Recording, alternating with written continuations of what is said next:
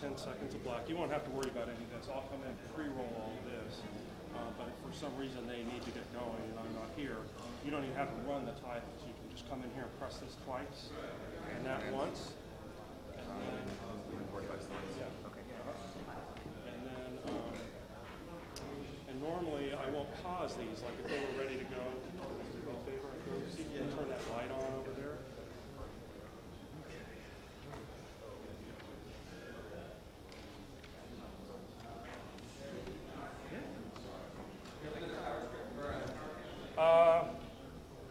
Yeah, I do. It's right over here.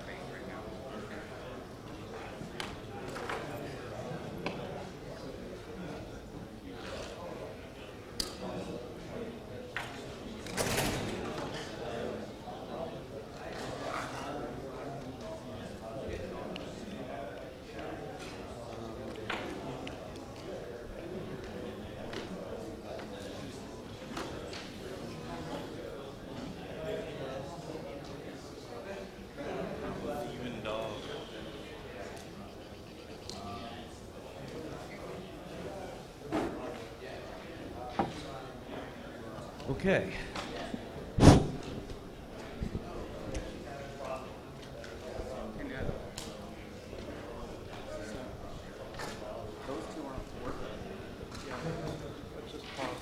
Ralph, Veli, New York, and as a hobby, I kind of make protocols. Anyway, to get started. This protocol is it's a text-based protocol, testing. Basically, the protocol is designed to be a binary protocol, but I started out designing it as text because it seemed simpler at the time, being that I wouldn't have to develop a client and a server at the same time. You know, I could just telnet to the thing and see if it worked. Anyway, the protocol is called Textella. As it sounds, it has some Nutella roots, hence the Telia.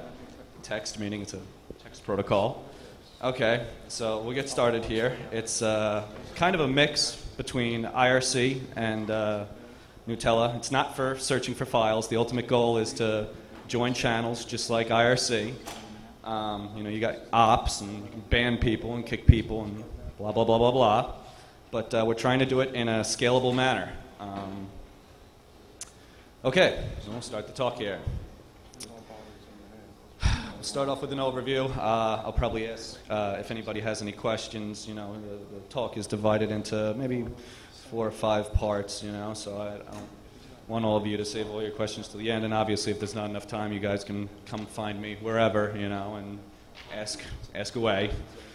Okay.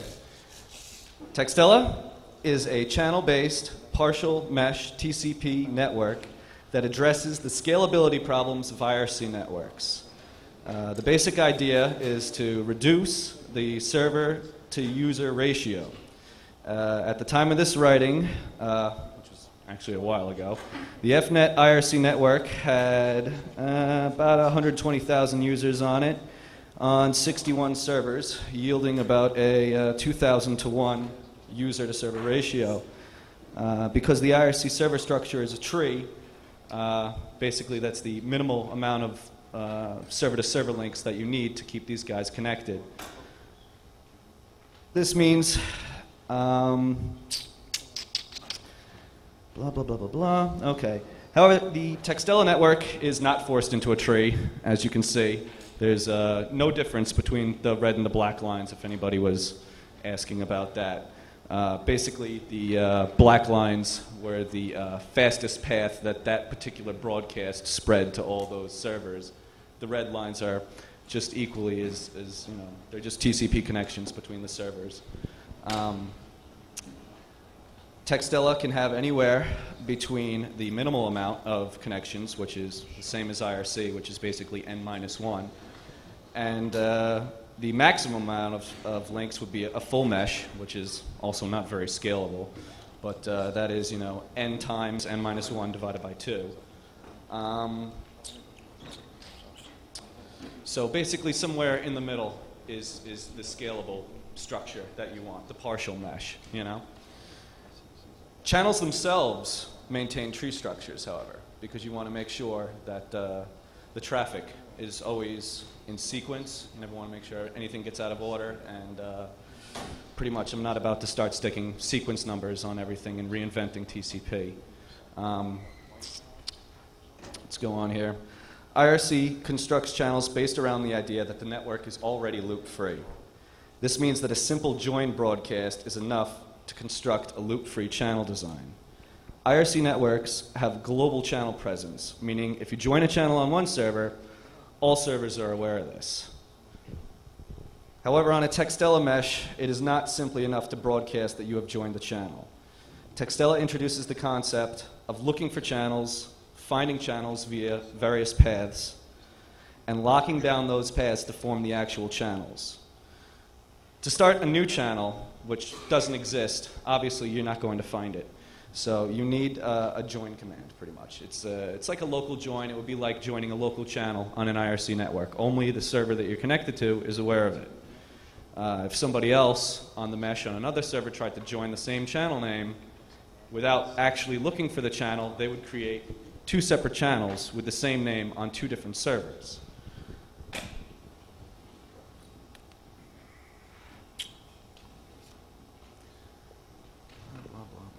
Okay. To find a remote channel, you must query for the channel. This query broadcast will respond with 0 or more query hits. Each query hit represents an individual path to the channel that you're looking for. A circuit link is then used in reference to the query hit to create the inter-server channel. Channels are time-stamped and everything, so you don't have to worry about losing ops or anything like that. The oldest guy wins, just like typical time-stamping algorithms. All right, before I show any demos or anything, I get some of the other simple stuff out of the way. The basic overview of the network server daemon. The server was written in C. It's under the GNU public license. There's a simple select loop for I/O multiplexing. Obviously, I use all non-block sockets and everything. I'm not a huge fan of threading and all that crazy mutex stuff you got to deal with it. Configuration file is a simple text file that reads just like everything else. Basic overview of the network protocol. The protocol uses simple text, it's named Textella, with carriage return terminations. Network uses traditional IP version 4 TCP links. I didn't even get around to IPv6 yet. All right, the network fabric can have anywhere between a tree's number of links and a full mesh link count, which I already stated pretty much. And although the talk says it is a peer-to-peer structured network, we still have servers and clients. The network is a server, client, blah, blah, blah. The decision was made against a true peer-to-peer system in order to avoid clients transiting channel traffic after they leave. Because clients have a nasty little business of leaving whenever they're done doing their thing. Okay, we'll start off with the basic Nutella network theory, because pretty much channels are built on top of that. ping and query commands are initiated by clients.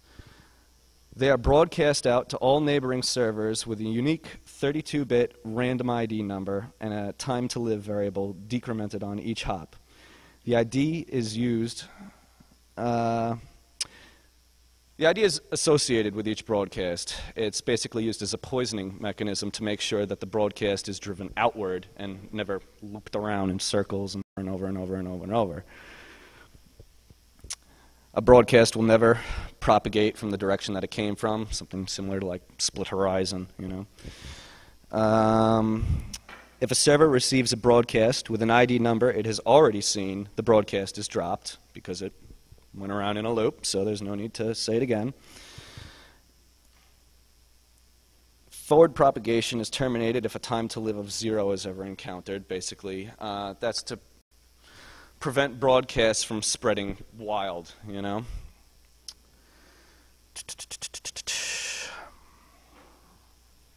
Did I lose my place here?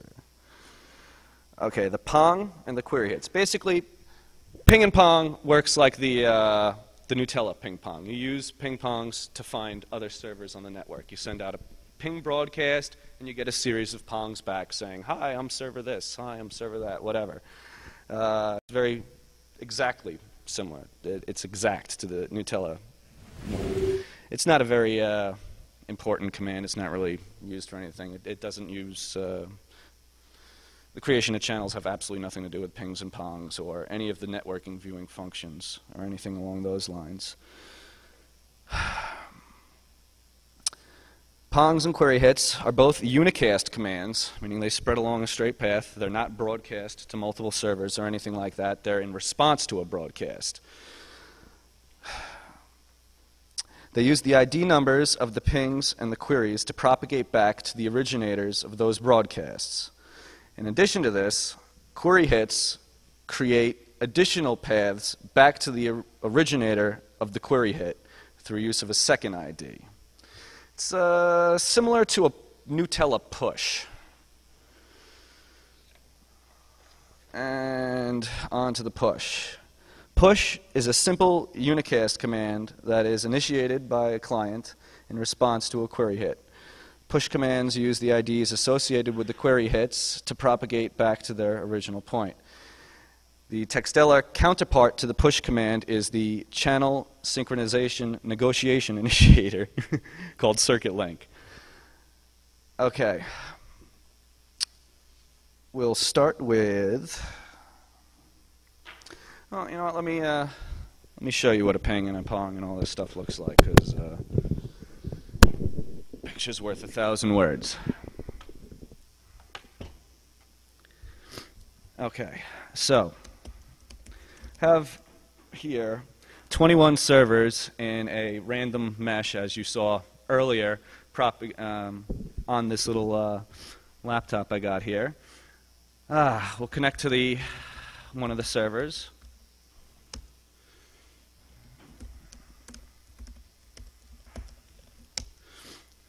What I just did was a basic little handshake.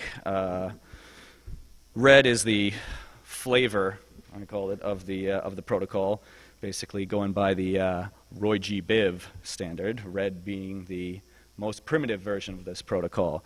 It's basically in its infancy. You declare your nickname, blah, blah, blah, blah, blah. You see the server connection, and there's a ping. Now, let's see, what do we have here? Output 1134, pipe, pro, RM, enter, pipe, less. Okay, there's all the negotiations, servers connecting to each other, blah, blah, blah, blah, blah. Okay. All right, that's me looking at the graph. Where is it? Okay, here we go.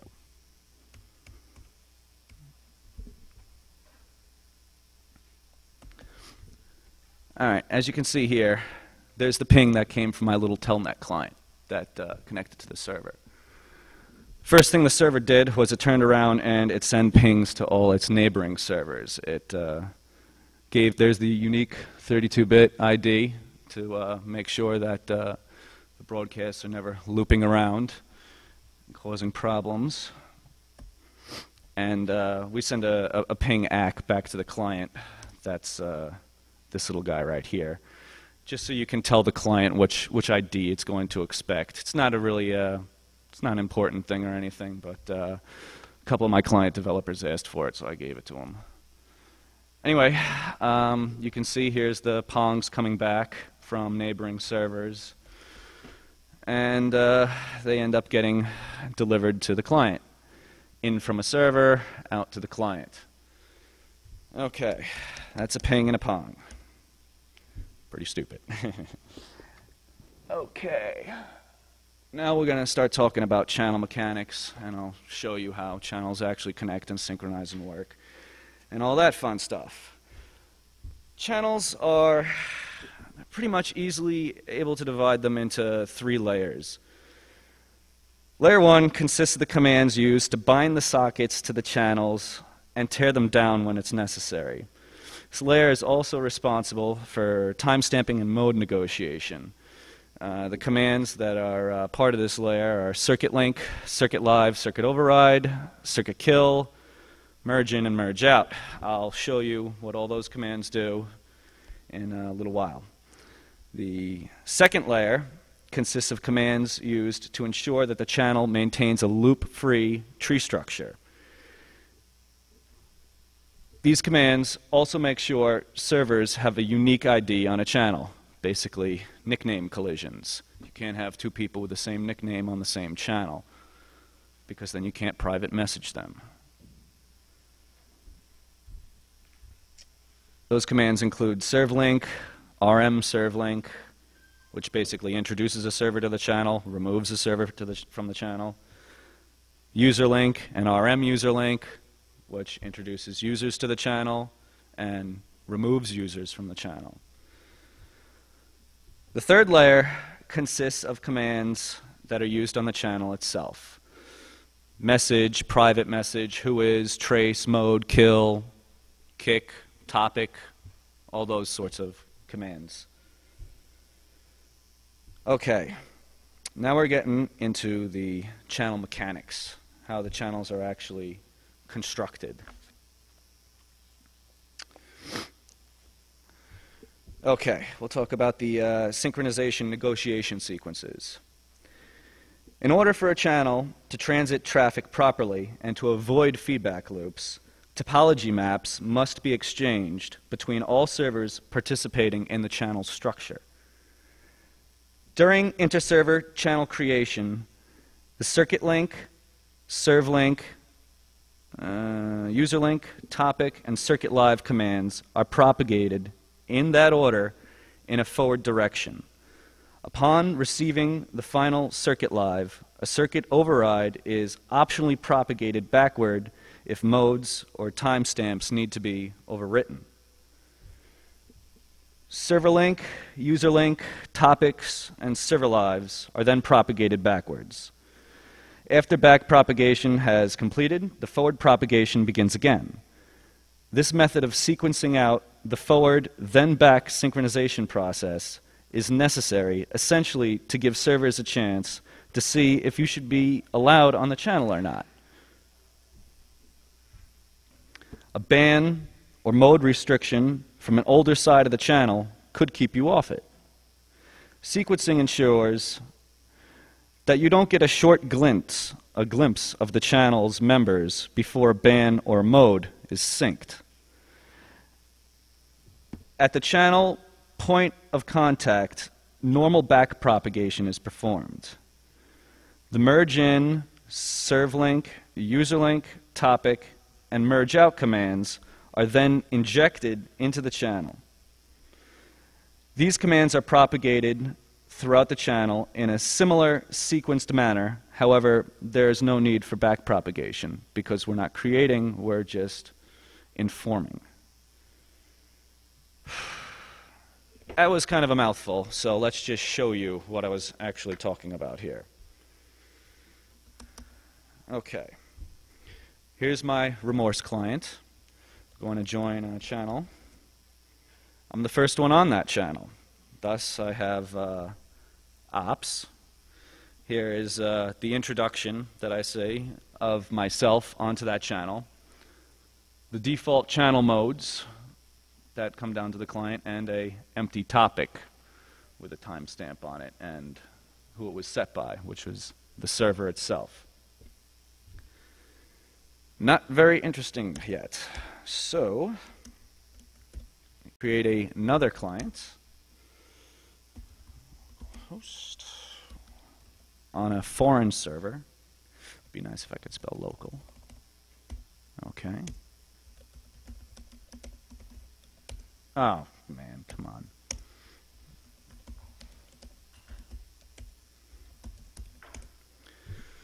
Okay, I have a second client called RMRS who just connected to another foreign server, wherever that was. First thing we're going to do is we're going to look for the channel. We send out the query broadcast. What we're seeing here is a whole bunch of paths over that mesh to the other channel. Let's see if I can find it on the graph. This guy down here, all right, that's 1134. That is where remorse is. And let's see where 1154 is. Oh, you know what? I'll just let that regraph. Oh, wait.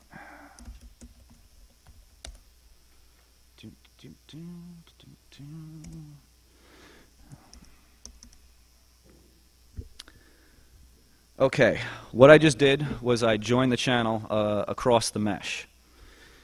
You can see I picked a path that I found. I used the ID that was associated with this query hit to pick the path. I see myself join the channel. Initially, my server was not aware of any of the timestamps, what the channel looked like, or anything like that, so it gave me ops. It set the modes, and it gave me a blank topic. The next thing I see is I got de-opt all of a sudden, because the other client was older than this client, and the timestamps prevailed. And I see the other client join with ops. Let's see if this graphed out yet. Yes, it did. Okay. So as you can see here, we'll zoom in. Here's my little remorse client. This little blue dotted line is the channel. Go back to the original view. You can follow it all the way over here, and it does a little squiggly thing over here. Hits this server, which is on port 1154, and there's my little RMRS client. Let's take a look at the synchronization sequence. I guess we'll try it from, let's try taking a look at 1134 again.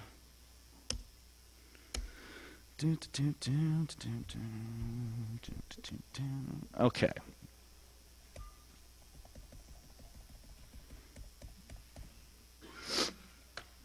Now, if you recall, I initiated this inter-server channel from 1154. So, from 1134's perspective, this is what it sees.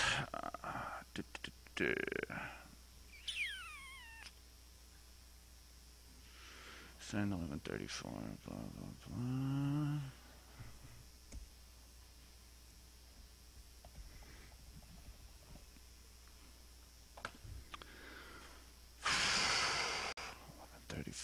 Okay, there's remorse. This is basically just showing you the tree structure. You got 1134 introduces itself.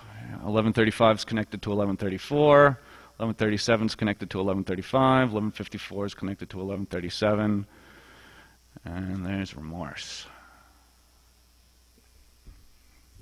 Let's try it from 1154. Pipe.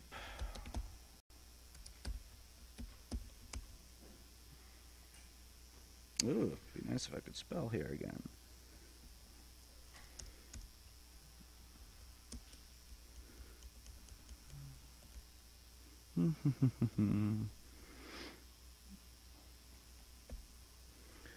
Okay, where are you? You're up here.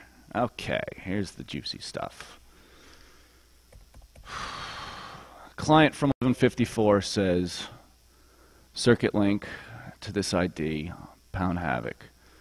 First thing the server does is it turns around and it sends to one of its neighboring servers circuit link, the ID, the path that you're following back, timestamp of the channel, name of the channel, 7 hops, the modes of the channel.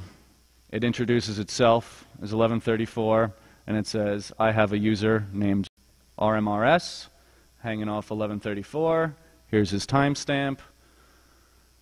Here's his user modes, username, host name, channel modes, real IP.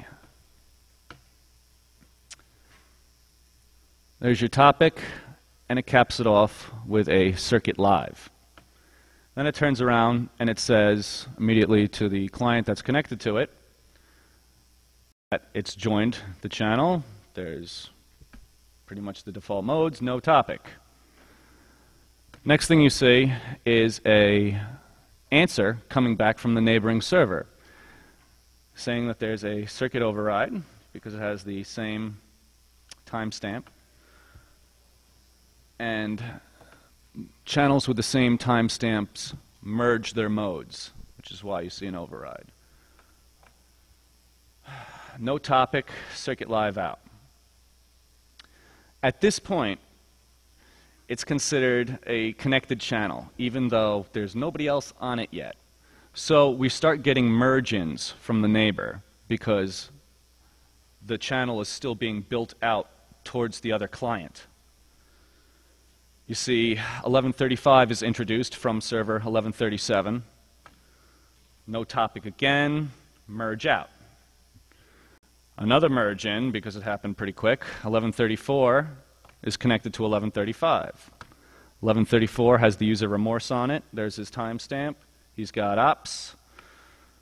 And as soon as the server saw that, it knew that it had to remove the ops from RMRS because of the timestamps.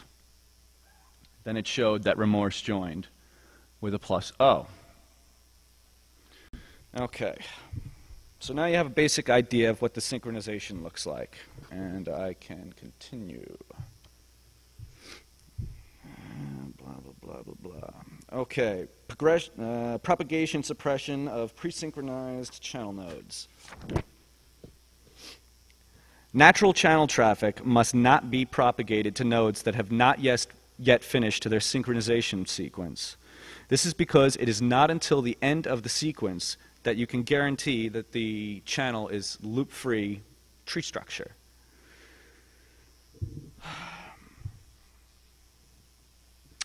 Channel pruning algorithms. Channels in this flavor of Textella, as I alluded to before, the red flavor, are considered to be multicast channels in the sense that they do not exist globally across the network fabric. However, they're allowed to. If you've got people on every server and they're all on the same channel, there's nothing that prevents it, but there's nothing that forces it, which is important. Pruning code is executed when a node is removed from the channel's node chain. This code ensures that there is never a stale branch off to a server where it's no longer needed. Basically, the idea is every time you see a socket from a channel leave, you run a test on the channel, and you say, is this channel only one server? And if it is, kill it, because you're a branch off to nowhere. If you were doing anything useful, you would have had users or other servers connected to you, being that you were either providing traffic to a user or acting as a transit server, passing traffic through you. So we'll start with some more synchronization here. I'll show you a third one. Okay. Let's pick a channel here. Let's try 39.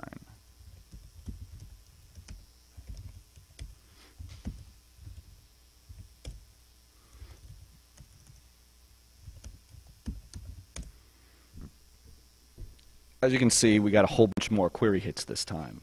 It's because there's a lot more paths to the channel, because it's not a dot on the network anymore. It's a line on the network. It's a bunch of servers. So there's a whole bunch of paths. So we'll pick one at random here. We'll try this one. Looks good. Open up a circuit link to it.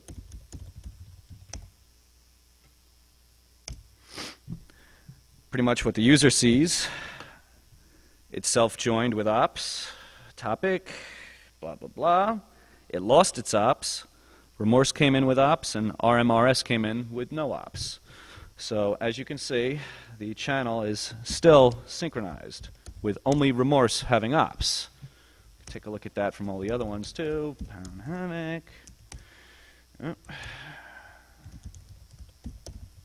Also got who working, so you can do that. They're identical to the IRC commands pretty much. And let's take a look at the synchronization sequence that's going on there. Let's take a look at the links of the channel here.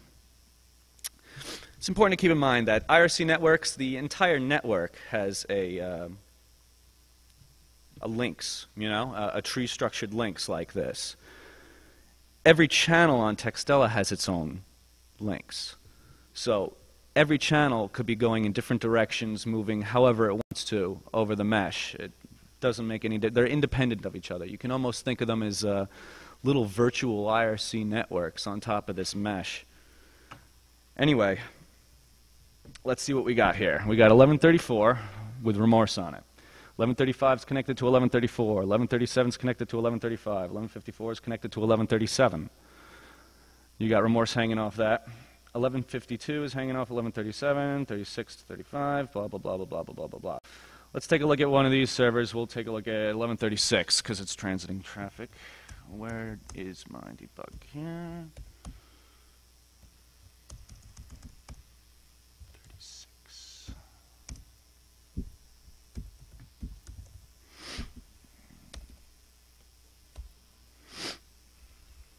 No. Okay. All right, let's try to go through this synchronization sequence because it looks kind of long and interesting, and it'll give me something to talk about, right? First thing this server sees is a circuit link coming in. That's referring to a query hit that passed through it earlier. Server 1140 introduces itself. Then it says that it has 1139 connected to it. Then it says it has Remorse 04 hanging off 1139, timestamp, blah, blah, blah. Topic, okay. Circuit live in to cap off the sequence. A circuit override is sent back. The server is announcing itself, 1136. Circuit live out caps off that sequence. The next thing it does is it turns around and it begins forward propagation again. The circuit link, you can see with the same descriptor ID, pound havoc, there's your timestamp. It announces that it itself is named 1136. It has 1140 connected to 1136, 1139 connected to 1140, and Remorse hanging off that, and the topic. Come down a little bit. The next thing we receive is a circuit override from our neighboring server that we just propagated to. Where was it? Did I just lose my place? Here we go, right? It's announcing that its name is 1152, and that's it. Not too much interesting. The circuit is then said to be set up there. So we start seeing merge-ins coming in because the channel is still being built outward, but there's no need to actually do any binding or circuit things or anything like that related to the local server. So we see a merge in come. 1152 is hanging off 1136. See the topics. Okay. We see another merge in. 1137 hooked off 1132. Blah, blah, blah, blah, blah. Now, let's take a look at this graph again and see what the channel looks like now.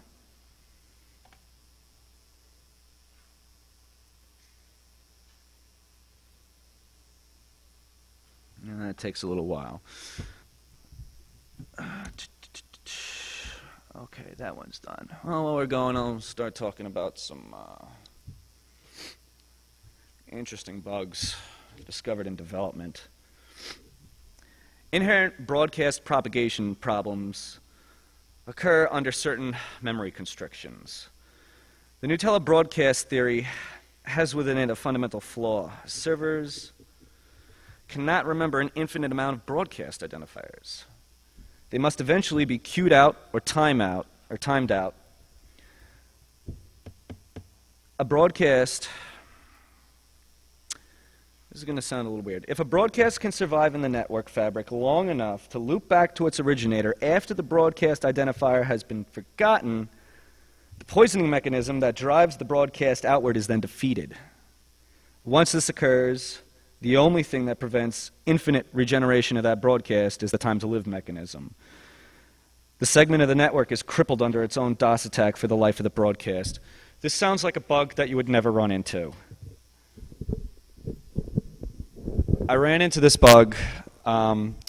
Basically, I was testing send-queue code.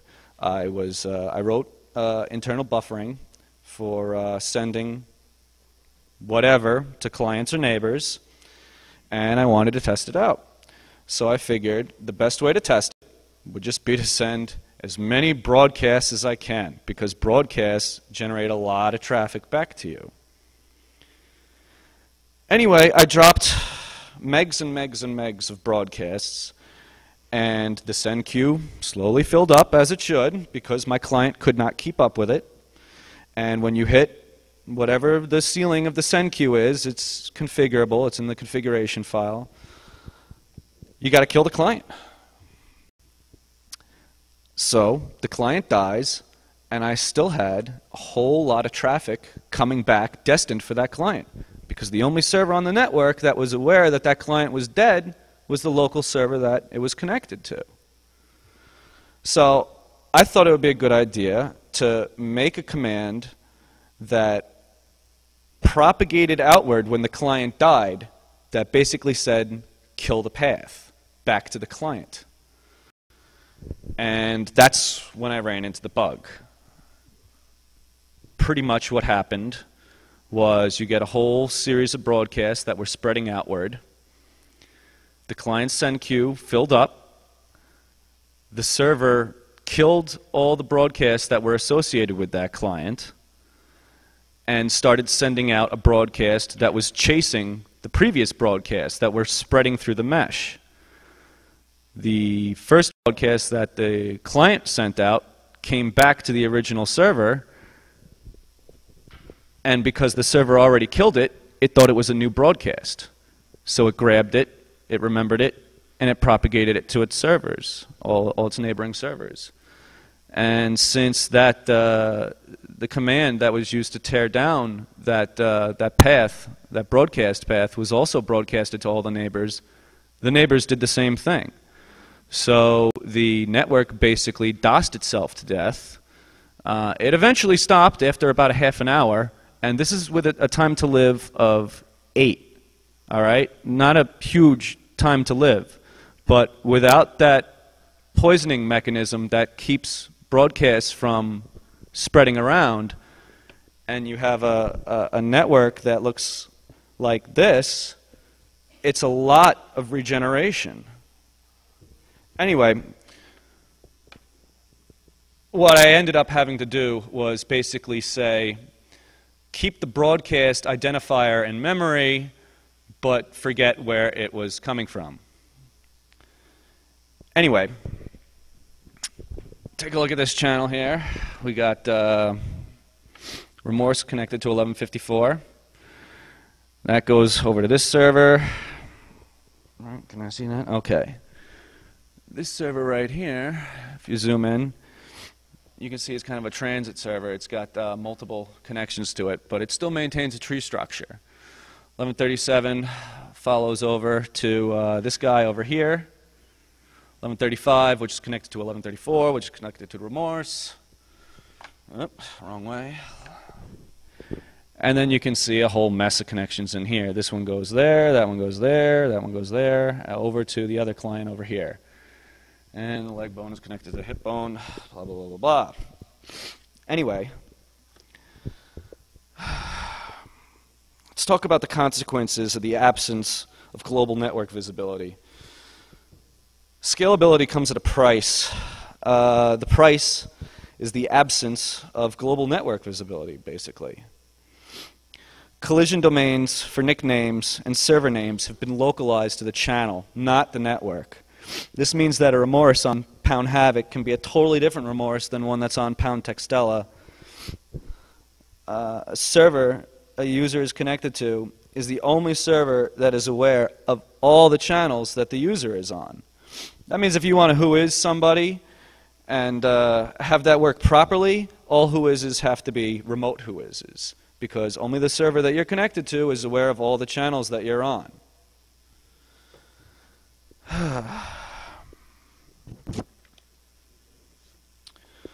Well,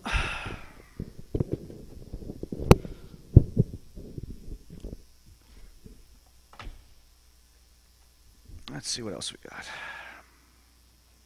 Well, that's more or less it. I mean, does anybody have any questions, first of all? Is there comments or anything? No? Yes, Ian. For this, besides to IRC, like perhaps... That's a very good question. Can you repeat the question? Excuse me? Repeat his question, please. Repeat his question? It wants to know, what's the point? Is it just for chat? And no, it's not just for chat. This is basically a testing protocol. I wanted to make sure that the signaling system worked.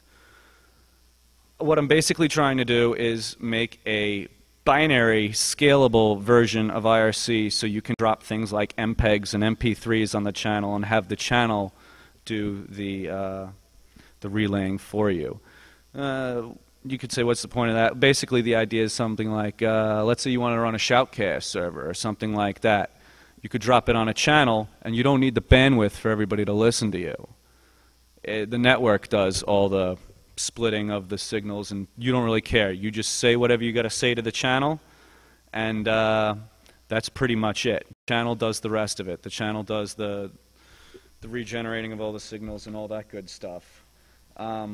Obviously, this is kind of ridiculous. If you start thinking about like MPEGs and stuff like that, take like an MPEG that's, you know, I don't know, like 500K a second or something like that, and you're on a channel with 30 people, that's a multiple. That's 30 times whatever if they're all spewing out MPEGs at the same time. That's a lot of traffic.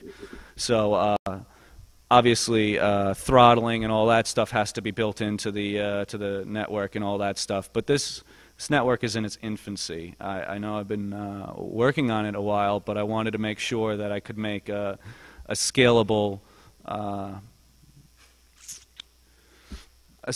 version of it first on a text-based thing, so I wouldn't have to develop clients and servers at the same time, protocol dissectors, all that fun stuff. You know, it's much easier to just write the stupid server and telnet to the thing to see if it's working than, you know, to write a client and a server at the same time and all that stuff. I wasn't about to start pouring all this code into something that, you know, for all I knew when I started making this thing, it might not work. You know, it was just theory. It was just on paper. It was on paper for a while.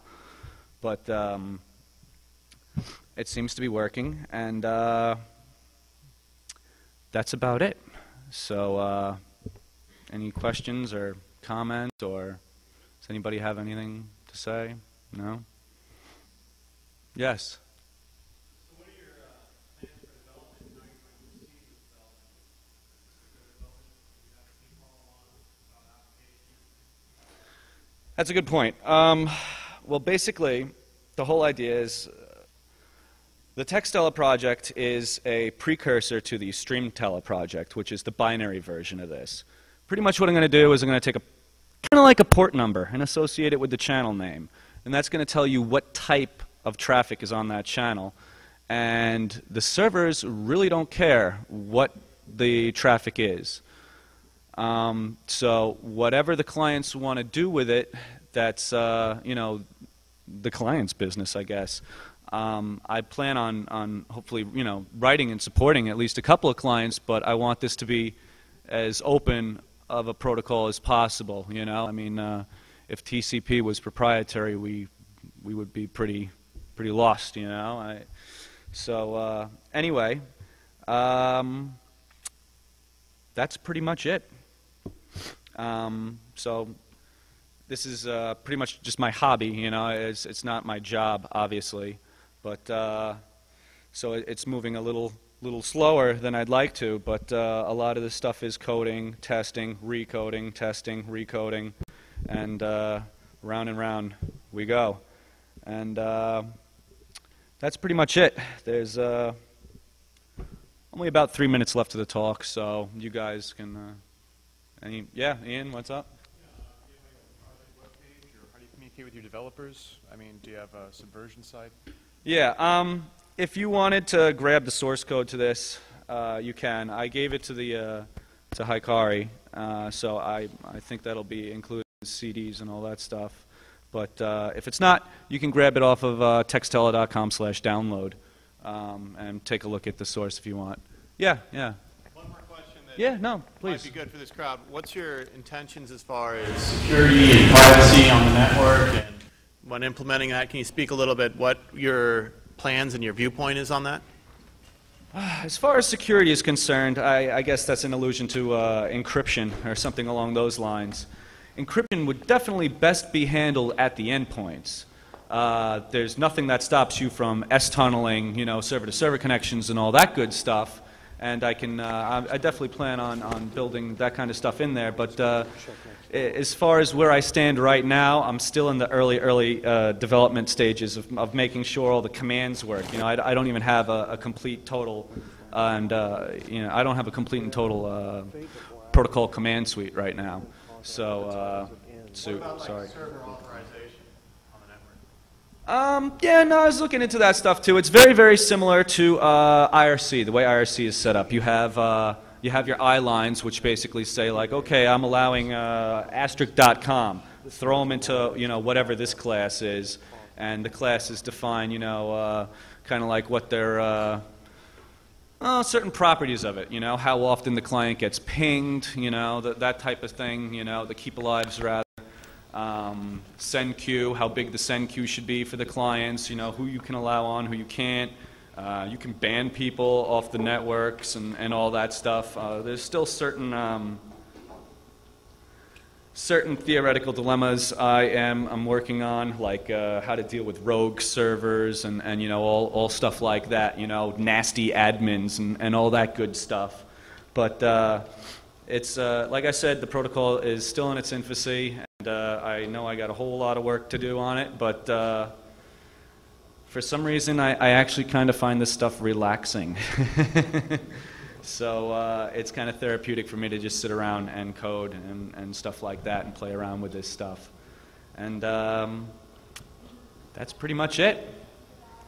Well, it looks like it's 5:50, and you guys got 10 minutes to get to your next talk. Thank you.